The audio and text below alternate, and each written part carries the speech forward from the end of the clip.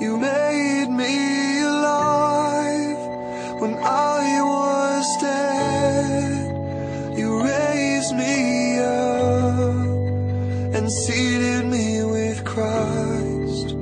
It's by your grace that I am saved, and it's through faith. It's the very gift of God. Каза, че се ответрич. Кажи ми нещо там, за което конфликта баба Ванга стана много известен. Един ден се връщаме ние от черква, тук направо минаваме, само на 50 метра до нашата къща минава баба Ванга. И аз си казвам: како, Ванге, ако обичаш, заповядай на гости у нас, само на 50 метра си далече от нашата къща. И тя ми каза: Иване, мене каза, духовете не ме пускат да дойда във вас, но тебе Христос те пуска да дойдеш в нас. И тогава и аз казвам на моя началник Апостолов да отидем в Ванга, защото ни покани. И един ден преди да отидем там, аз се молих се: Боже, дай ни благодат, за да ни приеме, защото като идеме там, тия духове може да ни изгонят. И аз викам, казвам: како, Ванге, ако ние като дойдем при тебе има вини и хора, ние не можем да се доберем до тебе. Тя каза: като дойдете вие, никой няма да приемам, вас ще ви приема. И този ден се молихме, Бог ми даде видение, така става и видението. Аз дома се моля, аз се намирам пред нейния дом. Вътре беше мрак и тъмнина и отдолу беше подът с подово масло. Това показва, че тя работи с нечисти сили. И като отидахме в тях, ние се обадихме и тя излезна навънка и каза: хора, ако има някой да ви гледам, да си отидете, защото имам скъпи гости, няма да гледам днеска на никой. И си останахме ние двете семейства заедно и тя ми пита: Иване, я ми кажи как ти се явява Исус и какво ти става. И аз си казвам: како, Ванге, кога ми се явява Исус Христос, чувствам се, че съм най-щастливият човек на света, защото получавам неземна радост. Ако целият свет, всички материални блага са мои, няма да бъда толкова щастлив, когато ми се явява Исус или ангели. Получавам неземна радост. Како, Ванге, а на теб, като се явяват тези същества, какво ти става? О, Иване, казва, аз губа съзнание, падам на земята и те говорят от мен. Какви ги виждаш, како, Ванге? Виждам ги черни пантери, зверове, лъвове, най-такива нечистите животни, които нападат човека. И аз съм казал в едно окаяно състояние. Добре, како, Ванге, ние да се молиме за тебе и аз да кажа на църквата да се молят за тебе да излезеш от това състояние. О, казва, не дей, защото мене ме е страх от Светия Синод. Светия Синод ще ме дигнат във въздуха. И аз си казвам: како, Ванге, аз не се оплаших от милицията, понеже имат автомати и пистолети, а пък Светия Синод нямат нито автомати, нито пистолети. Що те е страх? Не, казва, много ме е страх, те ще ме дигнат във въздуха. Не дей се молете пък. После викам: како, Ванге? То е много страшно човек да отиде в пъкъла. Там има, казвам, вечни мъки и страдания. И тя казва: не ме остават тези, не ме остават. Където ходят, те са с мен. И само тя е ходила в евангелската черква, е казала на сестрата, и казала, жената е слушала там, като е казвала: там като влезна, къде се чете Евангелието, там духовете излизат отвън, и казва: вътре съм на мир и спокойствие. Щом като излезна навънка, те ме нападат отново и влизат в нея.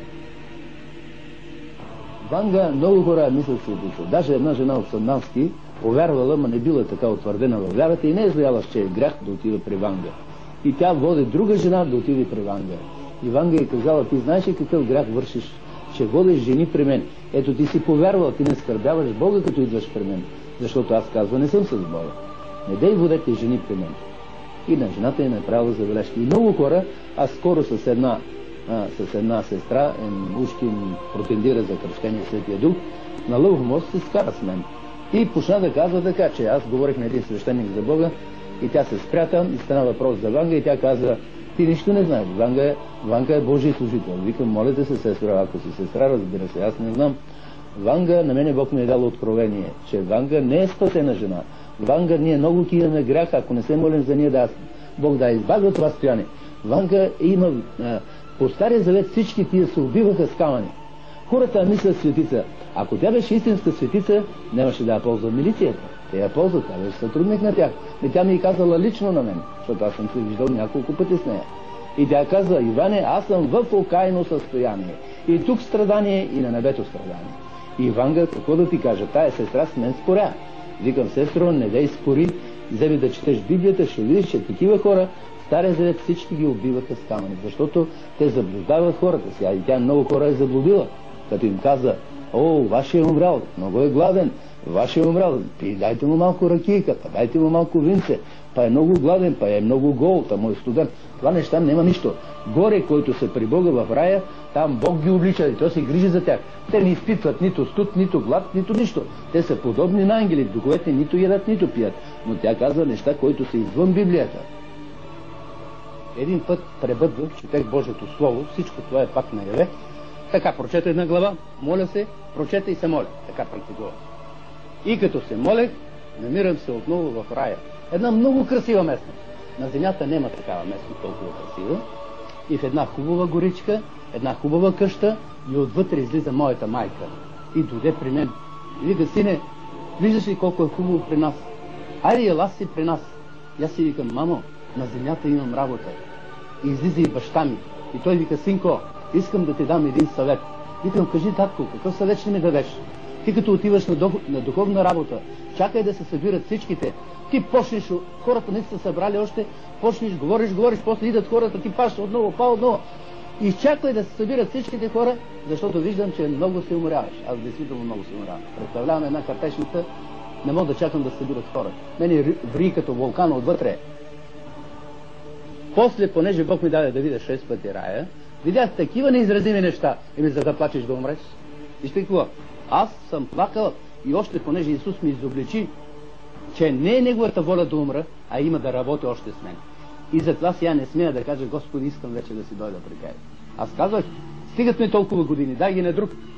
Обаче Исус ми каза, има да работи с мен, и щом има да работи, и аз трябва да казвам да бъде неговата воля. И понеже даде ми Бог да видя 6 пъти рая, казвам, Господи, дай ми да видя и пъкъла, за да знам, да казвам на хората, че има и пъкъл. И да ви кажа, и това беше пак наяве. И какво става? Намирам се в едно страшно място. Видях баба ми на майка и до тук поставена в едно блато. И баба ми образва нейния образ и така прави. Да излезне от блатото, излизане няма. Другата баба, Бог ми каза, ела се да видиш баба ти Мария на татко ти сестра, на дядо ти сестра, къде се намира в един грамаден котел. Аз като отидах, направо се оплаши и баба ми да видя в котела. И водата прави клак. Водата врие. Каза Словото Божие, огънът не огасва и червият не умира. Какво страшно видях там. Но не само това. Видях една голяма местност, хора поставени на някакви преси. Краката така висят. Сега, духовното тяло представлява както това тяло Иван, духовното също това е тяло. Но това е тленно тяло, онова е нетленно тяло. Онова може вечно да гори, да не изгаря. Но това изгаря. Това умира.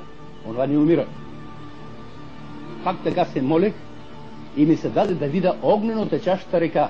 Моста беше толкова тесен, не можех така да ми направ, минах така насада по моста. Но това е пак в молитва, пак е наяве. И тогава по заповед не се обърна главата надолу. Какво видях? Видях не вода да тече по корито на реката, но видях огън. И този огън, с извинение, както червите врат мърсотията, така вреха хората. Огнено течаща река и хората ту пропадаха, ама с милиони народ вътре. И се казали, няма Бог. И ние се покаяли и са отишли там. Жална работа, казвам, Господи, каквото и да става, само един ден да бъдем в Твоето небесно царство. Това е нещастие, човек да умре без Бога. Отива направо в пъкъла.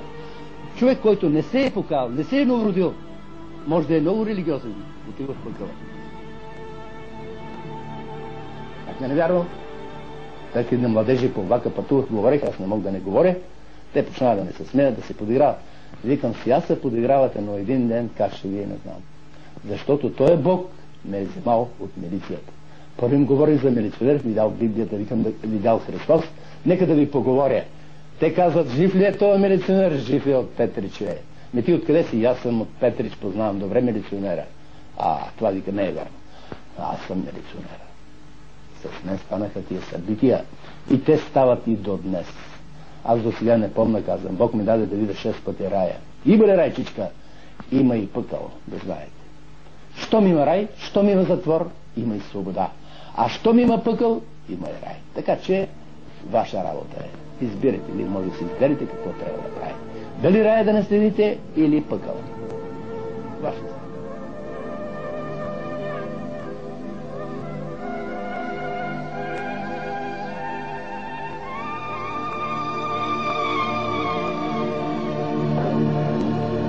Главата ми беше пълна с атеизъм. Тая глава пълна. Но аз благодаря на Бог, че подейства по свръхестествен начин с мен. Иначе аз не можеше да повярвам. Не, в Кучи Граничарско.